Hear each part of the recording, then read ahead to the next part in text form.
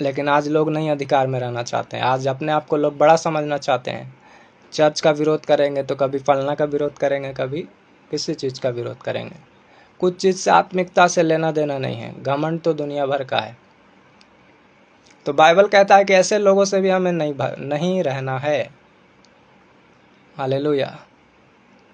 कभी कभी हम देखते हैं बाइबल कहता है कि बाइबल हमें माइनस प्लस चलने को कहता है, हमें बैलेंस बना के चलने को कहता है। ऐसा बात नहीं हो रहा है कि यहाँ आप दुनिया को ही ऐसी की तैसी बोल के लात मार दो तो आप ही को नुकसान हो जाएगा फिर, समझ रहे हो। आपको बैलेंस बना के चलना है। ऐसा नहीं है कि आप किसी से बात ही करना छोड़ दो, किसी से बोलना ही छोड़ दो, ऐसा नहीं है। संगति एक अलग चीज़ होता है और बात करना अलग चीज़ होता है। हम रैंडमली किसी से बात कर लेते हैं, जैसे इंस्टाग्राम में कोई अचानक आदमी आ गया, बात कर लिया मैसेज में, हाय हेलो, चलो मान लो आधा घंटा बात हो गया हमारा, फिर सही है। तो हम उसके साथ कनेक्शन नहीं है, हमारी वो संगति नहीं हो रही है, बस ऐसा ही नॉर्मली बात हो गया, चल गया।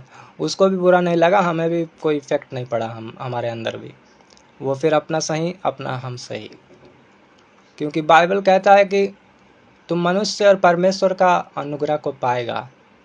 तो बाइबल कहता है कि जब मनुष्य का भी तू अनुग्रह पाएगा, इसका मतलब हमें मनुष्य के भी अनुग्रह की ज़रूरत पड़ेगी। अगर हम किसी से बना के ही ना रखें तो फिर लोग तो हमें काम आने के समय गालियाँ गलौज करेंगे। परमेश्वर तो उन्हीं के द्वारा, अन्य जातियों के भी द्वारा तो हमारे जीवन में काम करेगा ना। अगर हम उन लोगों से बना कर नहीं रखेंगे, उल्टा सीधा उन लोगों को बोलेंगे, अपने आप में रहेंगे, तो वो चीज़ भी हमें इफ़ेक्ट करेगा।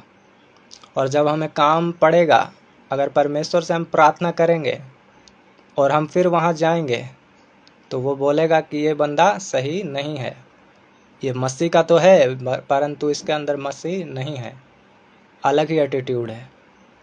तो हमें वैसा भी नहीं बनना, हमें ऐसा बनना है कि सही चलना है बस।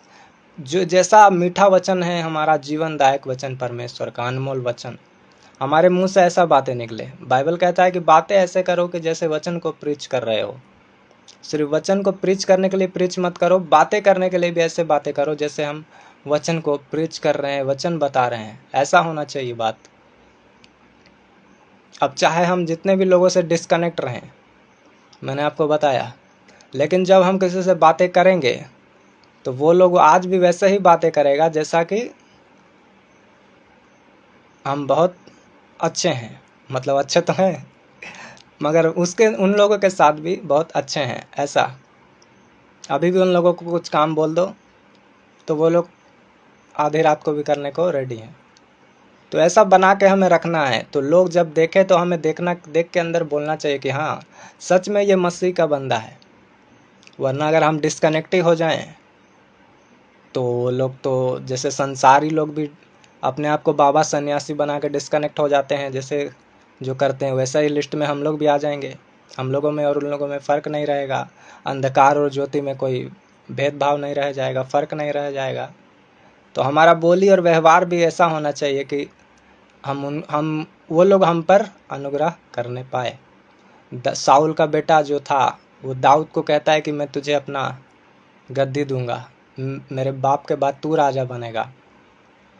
क्यों? क्योंकि दाऊद का ऐसा बोली व्यवहार था, ऐसा उसका चरित्र था कि जब एक जगह वो जा रहा था कि जब वो उसका फैमिली को लूट कर ले गया, बाल बच्चों को, बीवी को दुश्मन लोग, तो वो रोड पर उसको उन लोगों को वापस लाने जा रहा था। रोड पर एक बीमार बंदा दिखता है, वो उससे बातें करता है कि भाई तू कहाँ से आया, कहाँ को है? तो वो बोलता है हम दुश्मन का सेना से हैं, ये है वो हैं।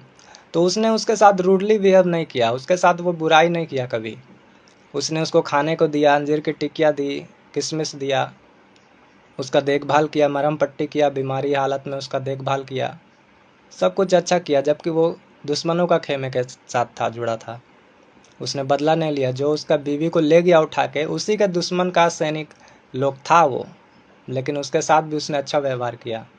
तो वहाँ वचन उसके लिए पूरा किया परमेश्वर ने कि तू मनुष्य और परमेश्वर दोनों का अनुग्रह पाएगा।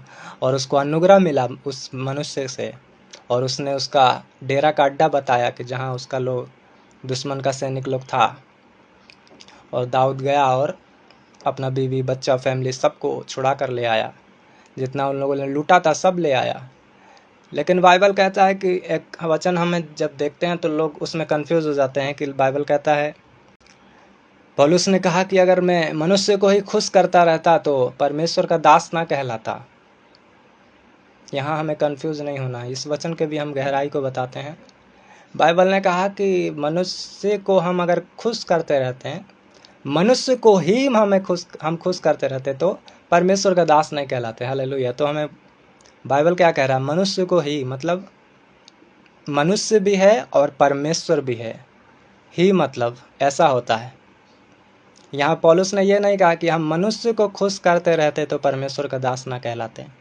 लिखा है कि अगर हम मनुष्य को ही खुश करते रहते हैं, इसका मतलब हमें कहीं कहीं होता है कि हमें मनुष्य से भी अच्छे व्यवहार को करना है, मनुष्य को भी हमें दुखी नहीं करना है। जो अन्य जाति हैं उससे भी हमें अच्छे से बात करना है कि वो दुखी ना हो जाएं।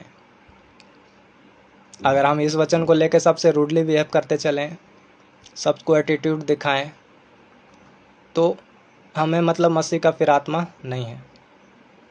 लेकिन हमें ये याद रखना है कि हमें मसीह मनुष्य को ही खुश करते रहते हैं।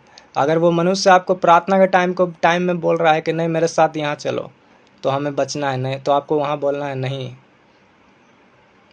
अगर आपको कुछ खाने को दे रहा है जो गलत है, वो आपको बोलना है नहीं। आपके साथ कहीं ऐसा कुछ बातें कर रहा है जो बुरा है, आपको बोलना है शांत रहो, भागो यहाँ से।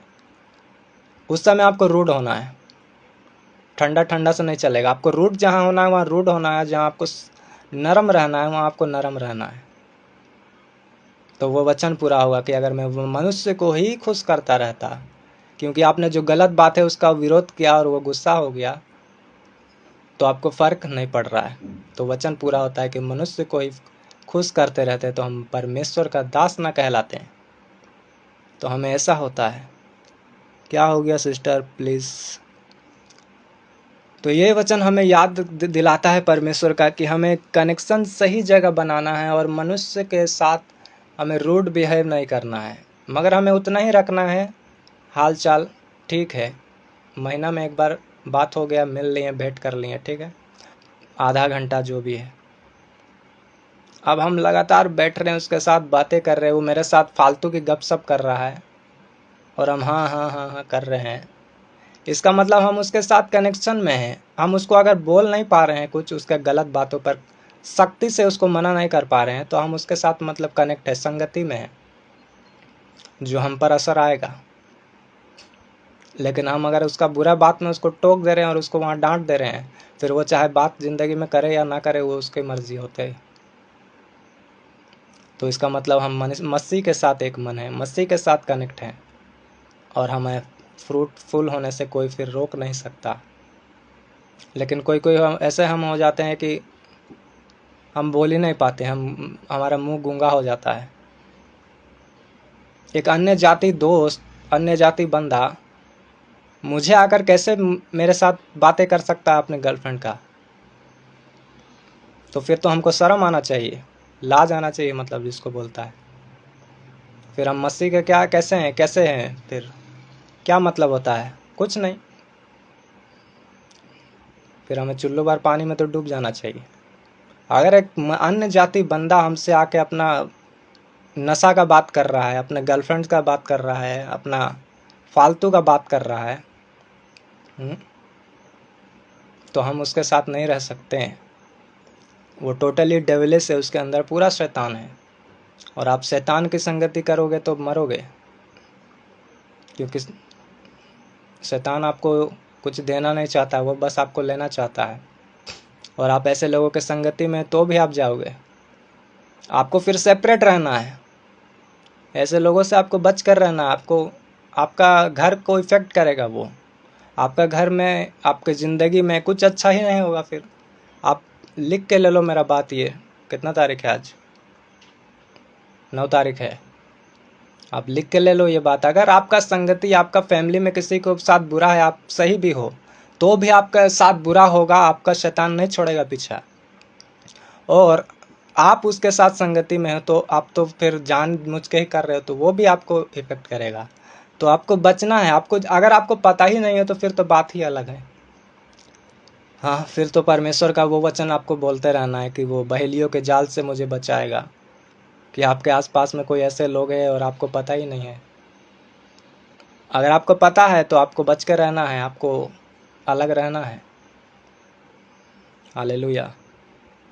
तो मेक श्योर करें कि आपका कौन सा भाई है, कौन सा बाप है, कौन सा क्या है। जीसस ने कहा कि कौन है मेरे बाप, कौन है मेरे माता, कौन है मेरे बहन, कौन है मेरे भाई। चेलों को दिखा के बोलता है ये है मेरा, ये लोग हैं और कोई नहीं।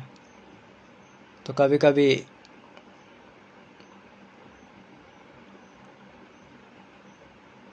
क्या बोल रहे हैं पापा का साथ भी, क्या कहना चाह रहे हो भाई आप, एक सेंटेंस में बताओ ना। तो ये डिलीवरेंस वाला वचन है, आपको मैं जो बोल रहा हूँ ये एक सख्त वचन है, कड़ा वचन है।